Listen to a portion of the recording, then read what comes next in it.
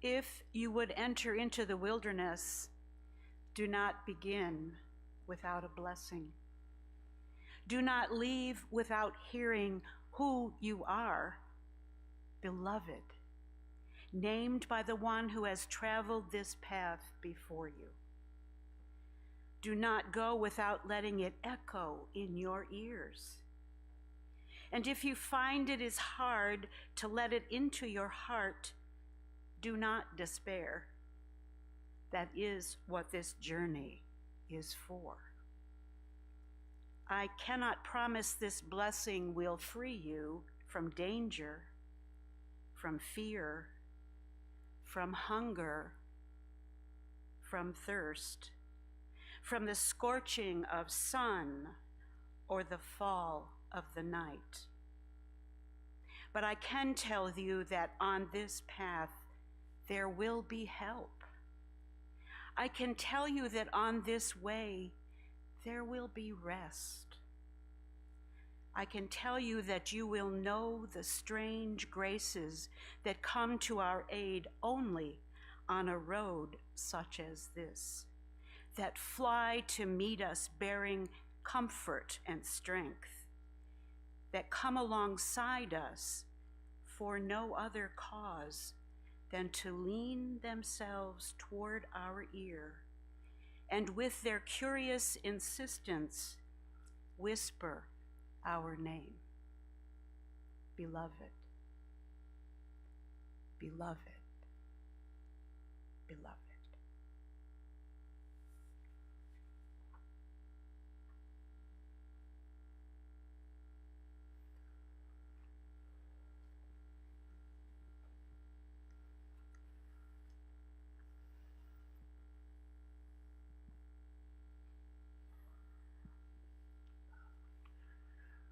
Welcome to Westminster Presbyterian Church, the little church by the sea here in Rehoboth Beach, Delaware.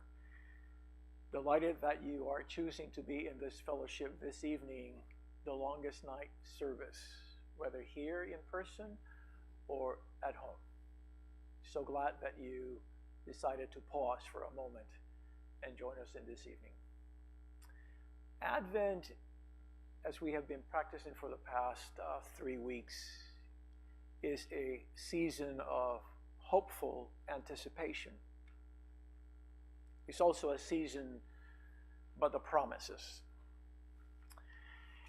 So we enter this evening perhaps holding on to a hope that has been bruised or injured.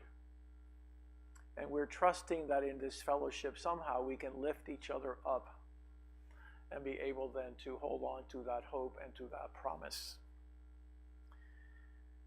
Everywhere that we turn, the past few months, we see an assortment, a display of beautiful color lights and ornaments. But for many of us, Christmas is a harsh reminder of life that once was. So we gather here this evening, not so much in this hopeful anticipation, but rather under a cloud of sorrow. Not all of us are ready to be singing Joy to the World, while we still mourn the loss of loved ones. Whether this is the first Christmas without someone that you love, or if you seem to have been hurting from loss as long as you can remember. We gather to be reminded that it is okay to mourn even at Christmas.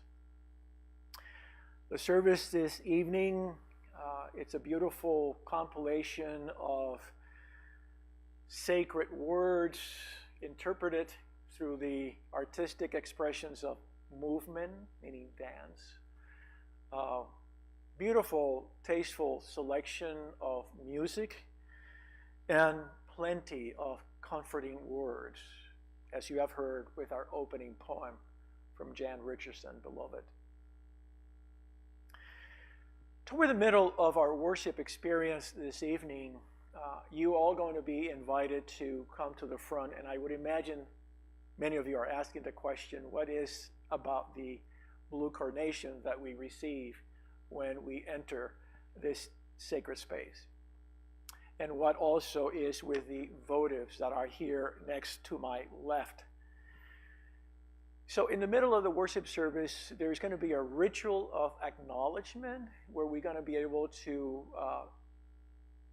come to the front and bring your carnation with you and leave it here in this vase along with these dead sticks. And as you do that, we're going to ask you then to walk around the table and take one of these tapers, light from this center Christ candle, and then lit one of the votives. And as you do that, we would like for you to be mindful of lighting a votive in the name of someone that you are missing dearly, a loved one. But also you can light this candle to those who you've been estranged or you're missing dearly and you want to be in touch with them once again. You can also light a votive in honor of your courage that has not yet been extinguished. And you might also be mindful to light a candle for hope. For hope for a brighter tomorrow and a brighter, certainly, new year. After you light the votive, you can return back to your place that you're sitting right now. During this ritual of acknowledgement, there's going to be a beautiful composition, Nocturne, which is going to be played by David Libby, a pianist, and our guest artist, Janelle Gillespie. It's a lovely, very beautiful contemplative piece. So while the music is being played and you come and you bring your carnation and you light one of these votives, and as you return back to seat, I'd like for you to take a moment then to reflect upon how this vase has been transformed into a wintry piece because of the addition of your carnation. Right now it looks pretty simple and perhaps dead, right? But as you add your carnation, as you bring your gift, it's going to be slowly transforming into a beautiful winter piece. God waits patiently and gently calls us out. And God says, give me your pain. Give me your pain. Come to me, all who labor and are heavy laden. I will refresh you. So I'm going to invite you then to close your eyes for a moment. And as you close your eyes, I'd like for you to take a couple of breaths. Inhale what is good. Exhale what is hurting. Inhale what is good. Exhale what is hurting. And as we settle into this service of reflection and contemplation, I'd like for you to listen to Sylvia Ritchie as she leads us into this very honest prayer, and allow it to mark this space as one set apart.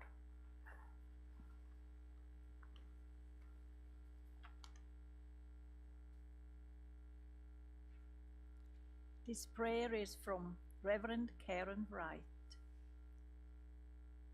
Merciful God, in this season of rejoicing, we come to you weary and grieving. In this season of feasting, we hunger for healing and relief.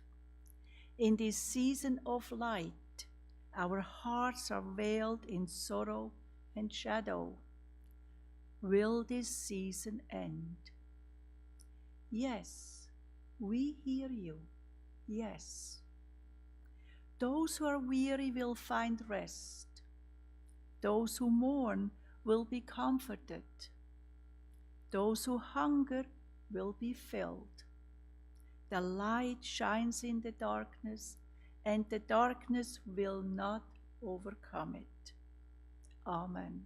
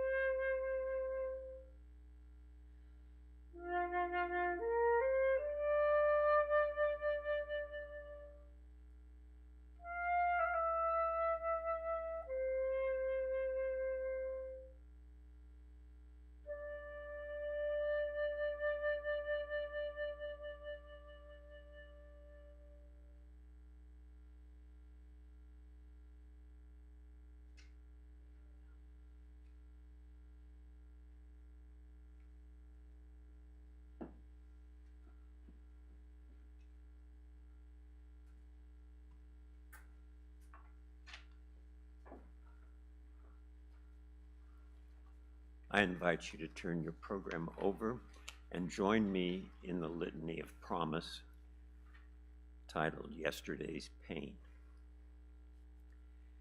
In the God-forsaken, obscene quicksand of life, there is a deafening alleluia rising from the souls of those who weep and of those who weep with those who weep. The hand of God putting the stars back in their skies one by one. Yesterday's pain. Some of us walk in Advent tethered to our unresolved yesterdays, the pain still stabbing, the hurt still throbbing. If you watch, you will see the hand of God putting the stars back in their skies one by one. It's not that we don't know better. It's just that we can't stand up anymore by ourselves. On the way of Bethlehem, will you give us a hand? If you watch, you will see the hand of God putting the stars back in their skies one by one.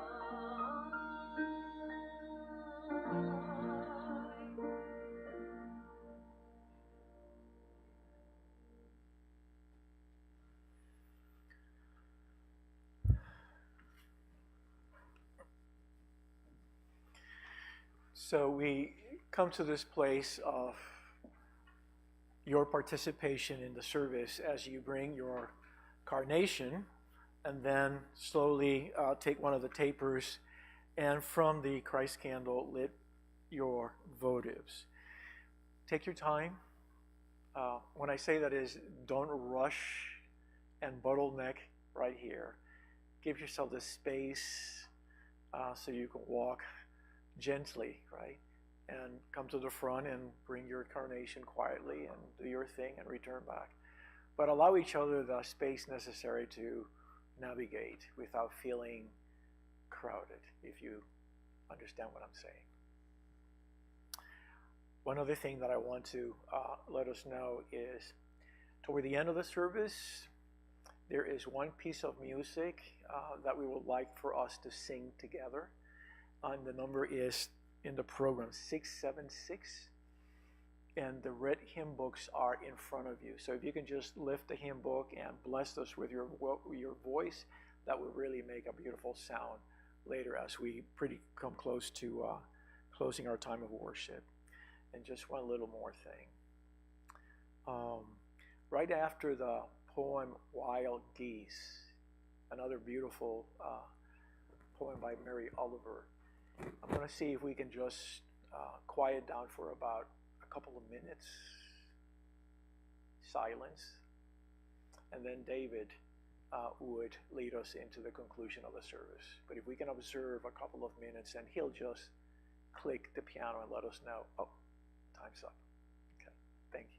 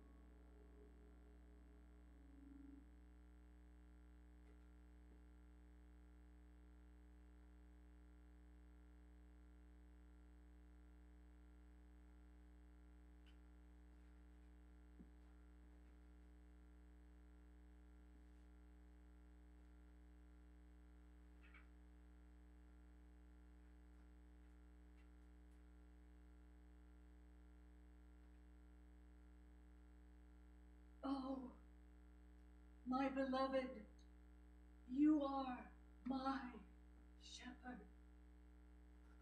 I shall not want. You bring me to green pastures for rest.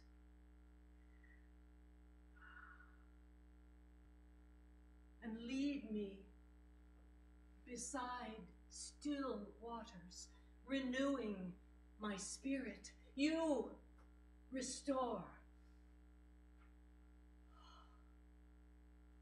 my soul. You lead me in paths of goodness to follow love's way.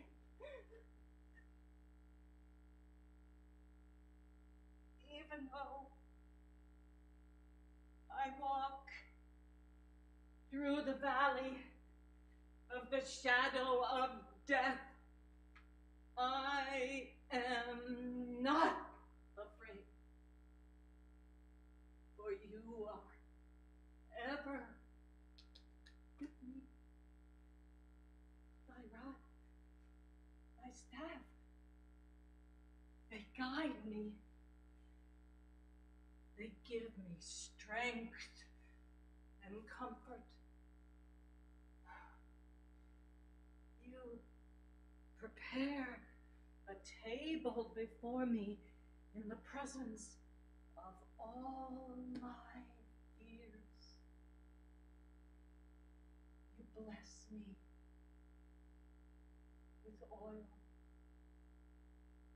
My cup runneth over. Surely goodness and mercy will follow me all the days of my life, and I shall dwell in the heart of my beloved forever and ever. Amen.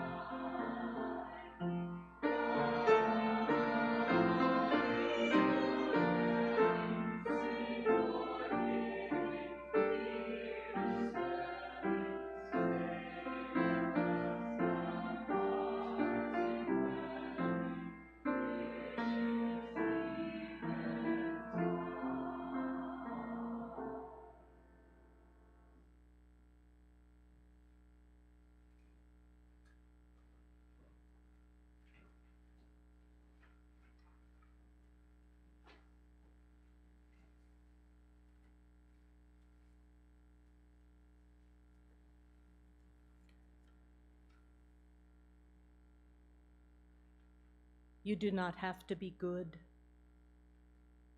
You do not have to walk on your knees for 100 miles through the desert repenting. You only have to let the soft animal of your body love what it loves. Tell me about your despair, yours, and I will tell you mine. Meanwhile, the sun and the clear pebbles of the rain are moving across the landscapes, over the prairies and the deep trees, the mountains and the rivers. Meanwhile, the wild geese, high in the clean blue air, are heading home again. Whoever you are, no matter how lonely, the world offers itself to your imagination, calls to you like a wild geese, harsh and exciting, over and over, announcing your place in the family of things.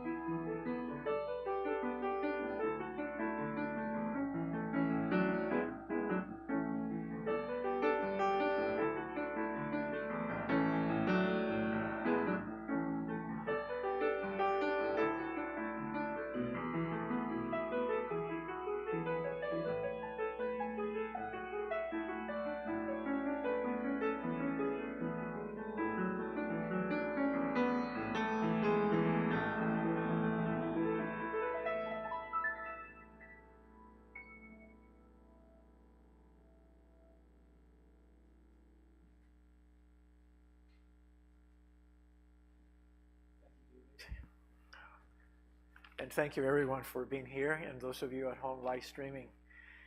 I don't know what's done this evening for you, but certainly it has calmed my spirit. And I hope that you will go from this place with a little bit of less burden to carry. Thank you for your fellowship. Don't forget that this coming Sunday at 10 o'clock we have worship, and we will be lighting the fourth candle, the candle of love. And then on Christmas Eve at 5 o'clock, I believe it is, we will be also lighting then the center candle, which is the Christ candle. And all of us here and at home are definitely welcome to join us as well. Go in peace now. Good night.